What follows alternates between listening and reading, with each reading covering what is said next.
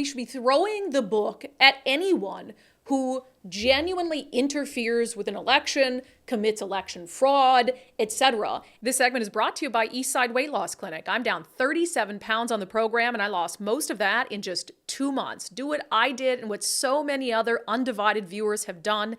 Schedule your free 15-minute consultation today at eastsideweightlossclinic.com. The infamous sign stealer, is she former yet? No. The on leave North Kitsap school superintendent who was charged with stealing signs for a school bond that were signs that were opposed to the school bond that she supported, is getting off the hook, basically scot-free. Let's talk about it in our segment, Unbelievable.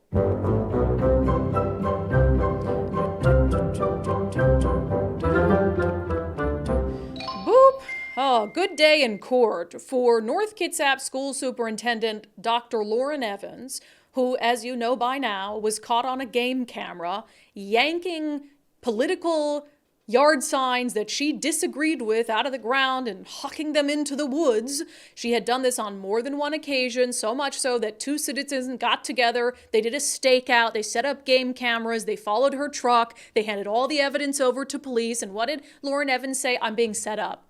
This was a setup. That's not me. Totally denied it. Police and prosecutors disagreed. She ended up being charged.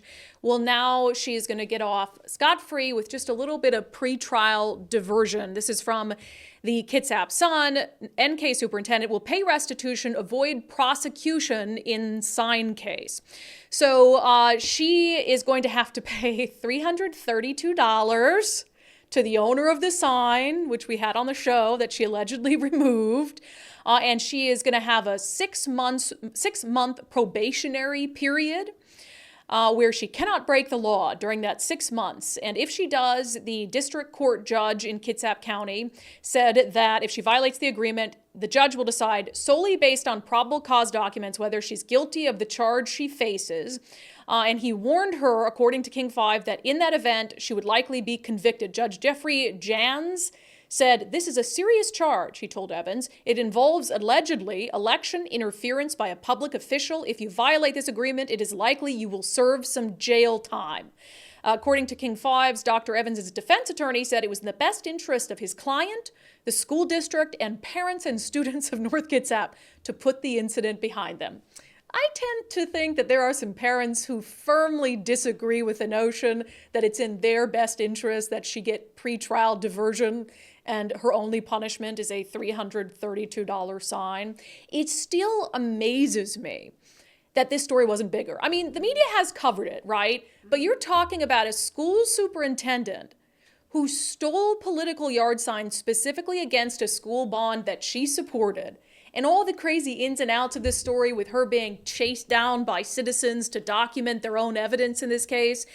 It's just interesting, that this wasn't wall to wall. Well, I mean, I'm disappointed with the diversion, not surprised. I know that legally it looks a certain way, but I mean, this should still take her out of her position. Well, right? that's the question now is she fired? There's no way she can go back. It's admitting guilt, right? I mean, you're on your record, doesn't look, or, it's not going to look as bad, but you're admitting you did something wrong. Well, it's clear she did. So even if you're not convicted, the preponderance of the evidence is clear. Right. And there's no way you can go back to being the school superintendent. And at this time where it's like, oh, democracy is at peril, you have a bona fide example of not some random person, a public official trying to interfere with an election. The bond failed, by the way.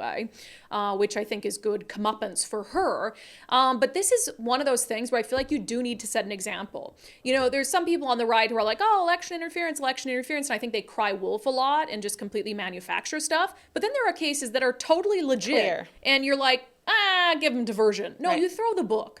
We should be throwing the book at anyone who genuinely interferes with an election, commits election fraud, etc. And the fact that these things are treated with kid gloves, I think just gives fuel to the right when they say we don't we don't There's no believe. there is election right. We don't interference, trust the yes. elections. Just like with the Democrats and their snitch line on signature gatherers, etc. With that being downplayed, and you don't even have the Secretary of State's office coming out and speaking out against his own party doing that and pushing these snitch lines and harassing signature gatherers. Now, his office did support a bill to try to protect signature gatherers, which failed this legislative session. So it's just interesting. It's like you want to say democracy's in peril and that the right is completely crazy when they say election interference, but then when there's interference in the election by Democrats, it's like, oh, no big deal. Just sweep it under the rug. Meanwhile, we're going to talk about this story next week. There's this thing called Logically AI that the Secretary of State's office, it's a no-bid contract where they're monitoring possible election interference claims on the internet. I am consistently swept up in this Logically AI thing. Wow. Some people have got their hands on these reports that are sent back to the state from Logically AI. You know what they've flagged me for as like a potential something that could feed narratives about election interference? Segments I did on this. Right.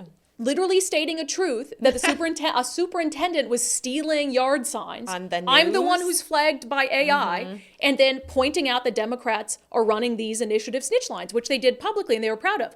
I'm the one who's flagged by this Logically AI. Isn't that crazy? It's pretty insane. It is insane. And so I really have half a mind to write to the Secretary of State again and say, look, is this the intention of this AI effort?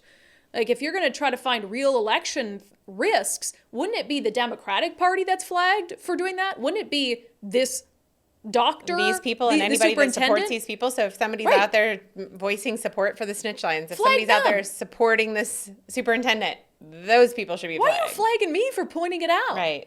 So the Logically AI thing that contract needs to end. It's not, and it's also not a contract that's designed to help, strengthen trust in elections. It's doing the opposite. When you flag me for pointing out genuine acts of election interference as me being the problem, that contract needs to end.